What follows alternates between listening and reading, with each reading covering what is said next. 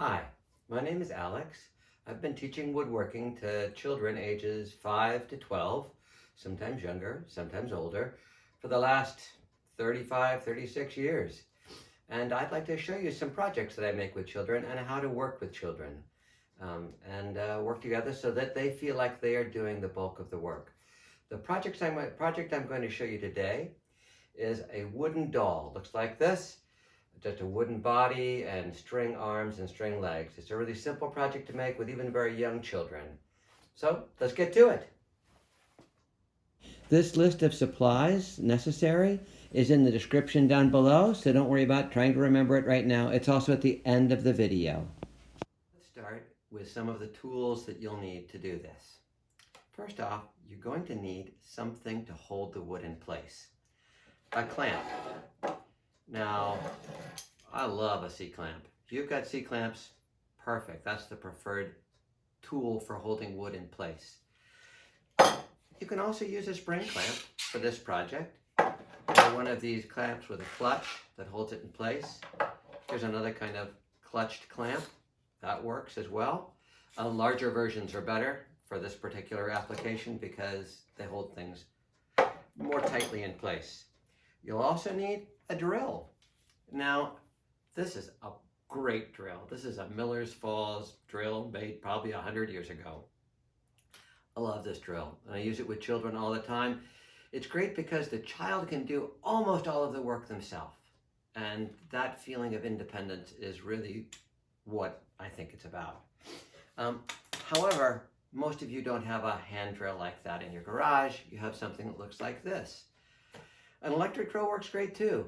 It just requires that you be very careful and you use it with your child. There's ways to do it so the child can do the bulk of the work, but with a tool like this where they can get injured very easily, you want to be there helping them. And I will show you when we drill some holes the things you need to think about and do when a child is using this, particularly a young child. You'll also need a drill bit for the drill. I use a 1/4 inch bit for this project, something about that size. You'll also need a file. Now, a file like this. No, that's not a file. This is a file. A rat tail file, 1/4 inch rat tail file. And fairly easy to get at a hardware store. Make sure you get one that has a handle, or you get a handle to go with it. This is a great tool. If for some reason you can't get this or don't have one, you can make do with a chopstick and a piece of sandpaper and wrap the sandpaper around the chopstick. It works okay, but this will lead to a lot more success. You have more fun with it. Speaking of sandpaper, you will need some sandpaper. This is just a 1/4 sheet of sandpaper. It works great. You could wrap it around the chopstick if you need to. Best to wrap it around a block of wood. And you can see here I've stapled one to a block of wood. It's a great tool for all kinds of purposes. And I'll show you how to use all of this when we get to that part of making the project. You'll also need a pair of scissors because you're going to cut some rope with it. And this is just 1/4 inch Venetian blind cord. You could use yarn, rope. You'll see when we get to it, there's all kinds of opportunities for variation. Finally, you are going to need a saw. You'll need a saw to cut off whatever bit there is extra. I prefer a coping saw, especially if you've got a nice clamp. This is a great tool. Kids can use it very easily. And, you know, if they break it, you just put a new blade in. This is a great saw also for making lots of other projects that I will show you in other videos. Another saw you could use that would be great for this project would be a back saw and a miter box. The saw fits into the box and you can saw little pieces of wood in it like that. You do need to be careful. It will scratch the surfaces behind it, so I always put a piece of plywood underneath the miter box and attach it in place that way to protect whatever is underneath the miter box. So those are the tools that we're going to use. And now let's get to making this doll, huh? So now we are ready to make a doll. We're going to find a piece of wood to make it with and then decide where the neck, arms, and legs will be. So for wood, this is 3/4 inch by 3/4 inch wood. That works. In truth, any piece of wood that you find would work. This would work right here, just a piece of scrap wood of odd dimension. This is a piece of 1x2 from the lumber yard. Dowels could work. They're harder to clamp in place, so not as easy. Sticks would work. The important thing is that the wood be somewhat soft. If you use a hardwood like oak, it's not going to be a fun project. It will take too long and be a lot of hard work for a younger child especially. So this is pine. Pine is a great type of wood to use. Once you've selected your wood, you need to decide where to put the head, or the neck rather, and the arms and the legs. And I just eyeball it. I often do it with a student when I'm working with children. So let's see. This head looks kind of funny. That's going to be fun to deal with. I got a bit of a crack there. I'm going to choose this end.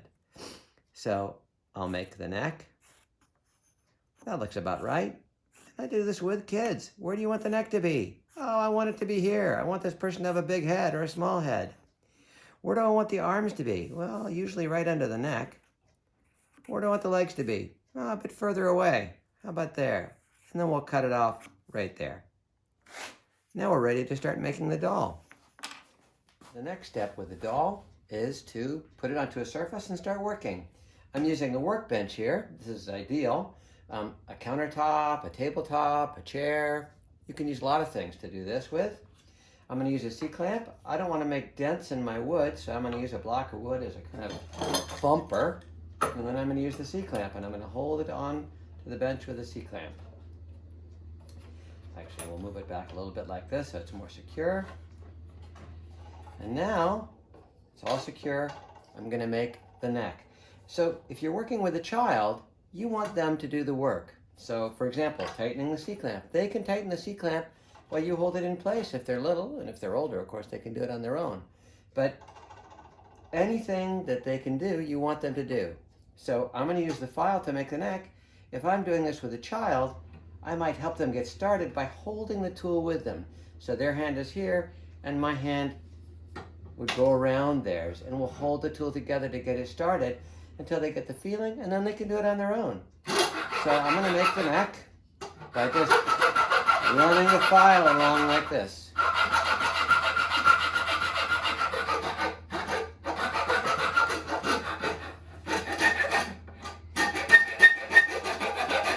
It does make a bit of a nasty sound sometimes. And it doesn't have to be deep. I think deeper looks better. But you know, it's really up to what the child wants. And I make it go a bit fast because I've been doing it for a while. It's easy to do these two sides. So when I'm done with these two sides, I can just unclamp, turn it around, and do the next two sides. Here we go.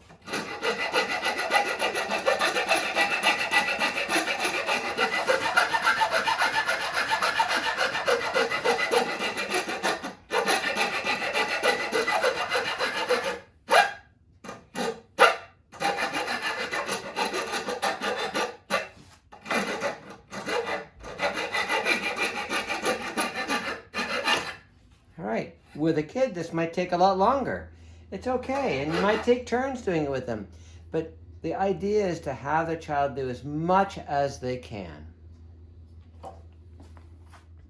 Once the neck is made, it's time to drill the holes for the arms and the legs. I'll drill one hole with a hand drill to show you how that works, and with the other with the electric drill. And each one you can do with children.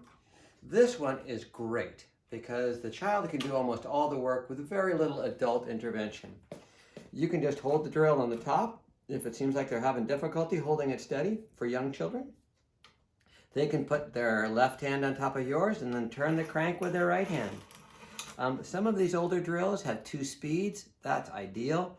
If it gets hard, they can just go back and forth like this. You know, and if it's really hard, you can hold on with them and help them do it. But again, like with the file, have them do as much as they can. So I'll drill this hole. Oh, it went all the way through. I'll keep it going easy, and I'll pull it carefully up. For the second hole, I'm going to use the power drill so that I can show you some tips for using it with children. With bigger kids, Most of them can handle the drill pretty well on their own after they've been taught how to handle it properly. Younger kids, I never let them use it alone when I'm working with them, because the drill, if it gets caught in the wood, will spin, and that can hit them, and it really hurts. So, in fact, it happens to adults too. You might have had this experience drilling a hole and the drill gets caught and the whole drill turns, and it can spin pretty hard. So with children, especially young children, here's how I do it. I hold the drill like this. We'll get it matched up on its hole here, on its dot. And the child will stand right here, or I might stand like this and they'd stand right there. So their hand is here and they can pull. Once you've finished drilling the holes, it's time to cut off any extra. Maybe your piece is the right length, but in this case, I need to cut off this little bit. I'm going to use the coping saw because I think that's a nice saw to use with kids for lots of projects. Hold it like this. You want to pull up on the coping saw. And when you're doing it with a child, they can hold it like this if they're little. I often find that I just wrap my hand around theirs and we pull up together, okay? So the child is right here, they're holding on, I'm holding on.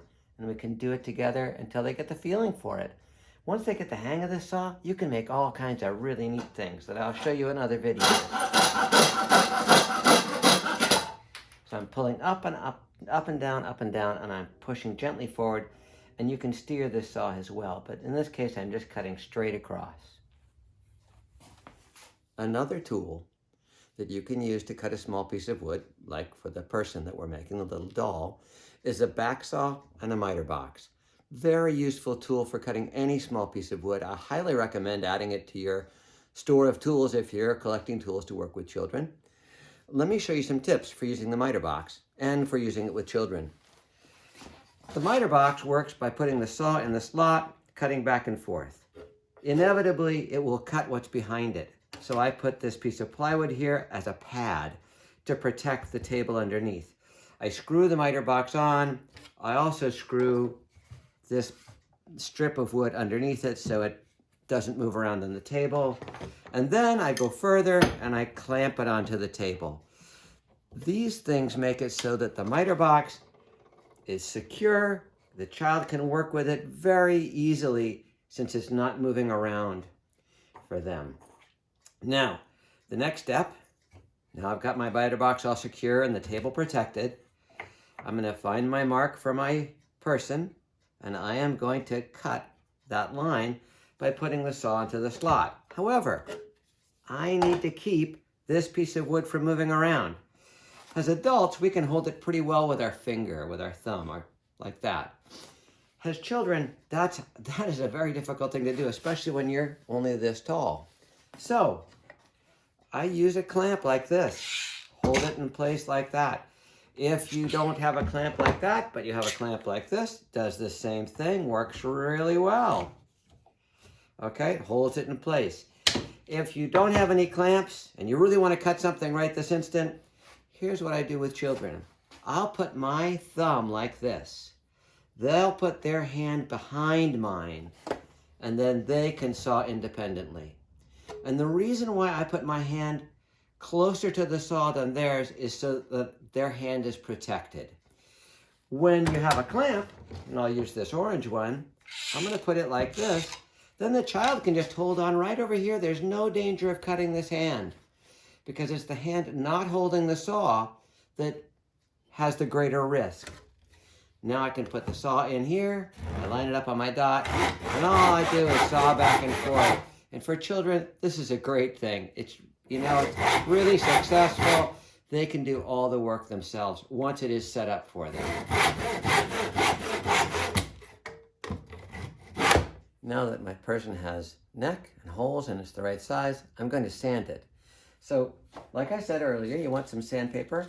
I fasten mine to a block of wood so that it is easy to hold on to and there's a hard surface underneath it. You could also just use a regular piece of sandpaper and lay it on a surface and run the doll back and forth. I'll show you both methods. I'll sand the head one way. I can go like this. And this is a great thing for kids to do. They can just rub and rub and rub. They hate it sometimes. Some of them love it. Oh, look, I got a big dent in that side of the head. I'm just going to sand that away till it's no longer there. It's going to be a funny looking person with a slopey forehead, but I think we'll be okay. There we go. There we go. I want to make it nice and round. And, you know, when I do this with children, I'll often show them, okay, this is what we want it to be like, and then they can take it from there. I can also put this down like this, and that might be easier.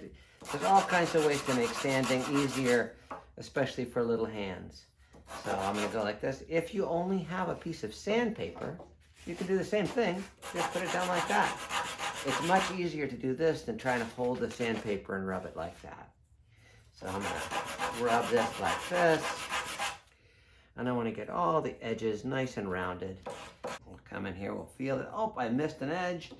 So we'll get that. That looks pretty good. I want to get in that neck. Now, if you have another piece of sandpaper and you got a chopstick, the neck is much easier to sand like this. Oh, and I told you you'd be able to use this to make the neck. It just requires rubbing it the way you would with a file. Takes a lot longer.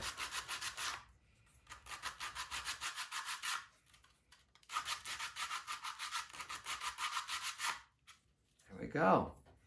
And one way to know you're done is to close your eyes and feel it with your fingers for any sharpness or roughness. So I'm closing my eyes. Oh, I missed a little bit right here. There we are. For the final step of putting on the arms and legs, you need rope, scissors, and your person. Let me show you how to do it. I'm using 1/4 inch Venetian blind cord, and the end is usually frayed after a little bit, so I cut off the end. And this is harder for children to do. But I want to wiggle this rope through the hole.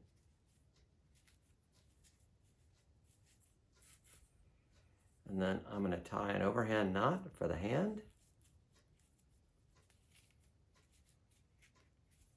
And then I'll do one for the shoulder. Often I do it with a kid right there, and we say, well, how long do you want this arm to be? You'd be surprised about the funny body proportions that you can end up with. Now, to do the other shoulder and the other hand, I keep the rope nice and long. I don't cut it. I make a huge loop, and I put the person through it like that. Now I can pull this knot across. And this is one of those things that I bet if you make a bunch of dolls, your kids are going to figure out how to do the rope all by themselves. For the hand, same thing. Big loop, person through the loop, and I tie it. Okay, and then I will do exactly the same. Oh, not yet. I need to cut this off. And then I can poke this through for the legs. Getting it through the hole is actually one of the harder parts. And then I'll make a foot like this.